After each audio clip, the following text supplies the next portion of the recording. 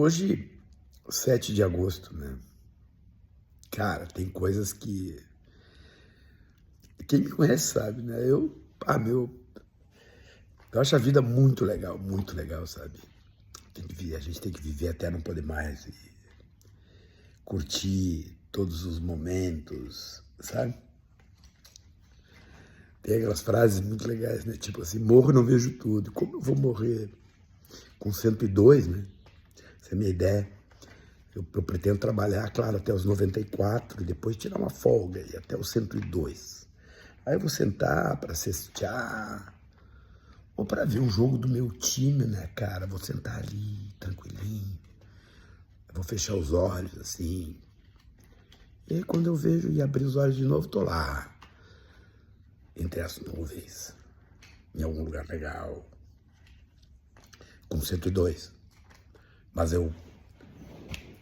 cara, mesmo eu tendo essa mania de ver sempre a metade cheia do copo, né? Eu tenho esse defeito, né? Pra mim, eu olho pro copo, eu vejo a metade cheia, né? Se eu ganhar de presente um saco de bosta de cavalo, com certeza eu vou ir lá no pátio pra ver onde é que tá o cavalo. Pô, ganhei um cavalo. Se me dão um saco de merda de cavalo de presente, cara, com certeza veio um cavalo junto. Eu penso assim da vida, gente. Morro não vejo tudo. Cara, tu olha para o Senado da República, a Casa de Rui Barbosa, a representação das unidades federadas brasileiras, e encontra Magno Malte, Damares Calcinhas Alves. Por que calcinhas? Porque ela foi aquela que disse que as meninas eram estupradas porque não usavam calcinhas, lembra? A ministra dos Direitos Humanos de Bolsonaro. Aquela que disse que bebês eram preparados para sevícias sexuais. Sim, tá lá. O astronauta. A casa de Rui Barbosa. Gente, Duval, o cara da SWAT. Tem que ser muito otimista para ver o lado cheio do copo, né, gente? Tem, né?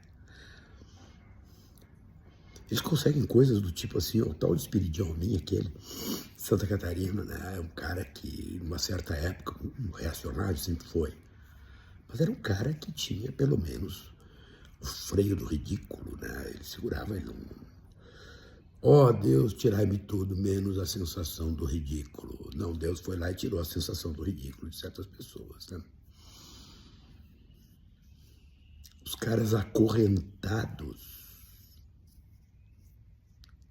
simulando estarem acorrentados nas cadeiras do Senado da República Federativa do Brasil.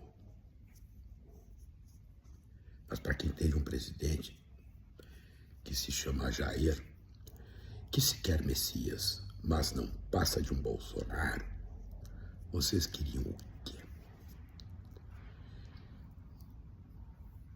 Eu sigo tentando ver sempre a metade cheia do copo.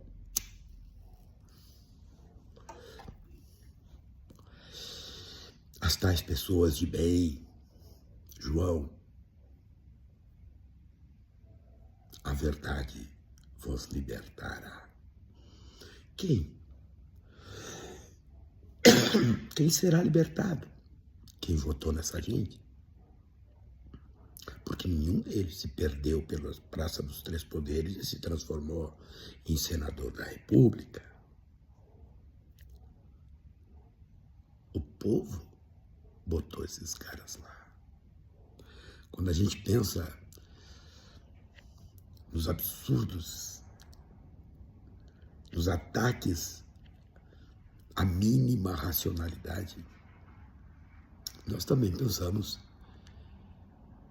que as pessoas têm que pagar as contas que fazem, têm que pagar pelas escolhas que exercem, sem penas, sem coitadismos. Como aquele cara que não tem nada a não ser um Chevette 72. E é terminantemente contrário ao imposto sobre as grandes fortunas e vai para as avenidas vociferar contra esses comunistas.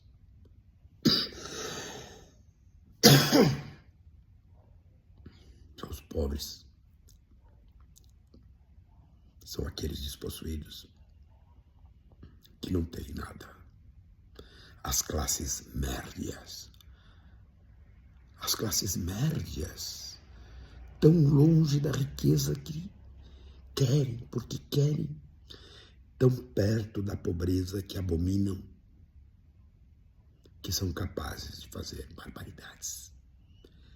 E nós, vendo essas barbaridades, e eu aqui, não, temos a metade do copo cheia. Vamos prestar atenção na metade cheia do copo. O agronegócio liberal, medieval, que é pujante à custa de financiamentos públicos subsidiados. Sim. Vejam os planos safra, bilhões e bilhões de dinheiro estatal. Na metade cheia do copo é possível enxergar que o protecionismo brasileiro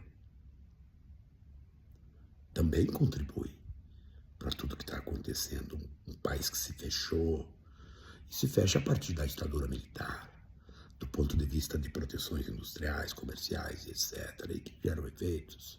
Mas isso só pode perceber quem tem o desejo de preencher a metade vazia do copo, porque enxergam uma metade cheia. Mas esses caras, representados pela Confederação Nacional da Agricultura, a agricultura medieval, liberais de teta de Estado, não, eles param tudo contra o povo brasileiro para defender Jair, que se quer Messias, mas não passa de um Bolsonaro.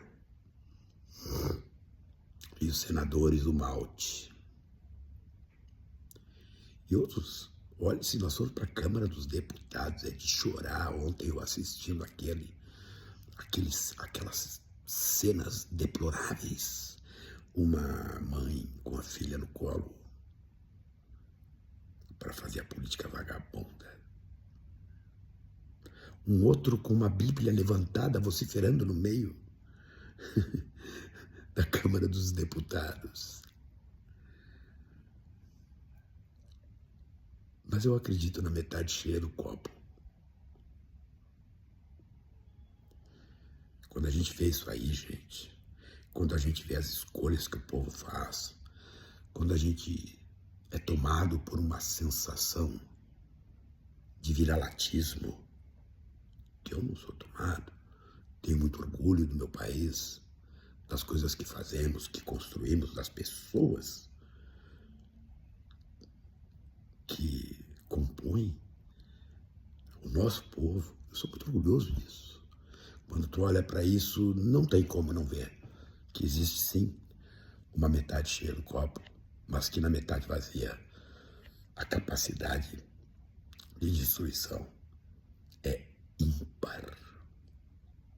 Essas pessoas, esses brasileiros que votam nesses outros brasileiros, da estirpe de Magno Malta, de Damares Alves, do astronauta e etc., elas se projetam neles, elas se sentem iguais a eles. E, portanto, é por isso que o Congresso Nacional está tomado por uma súcia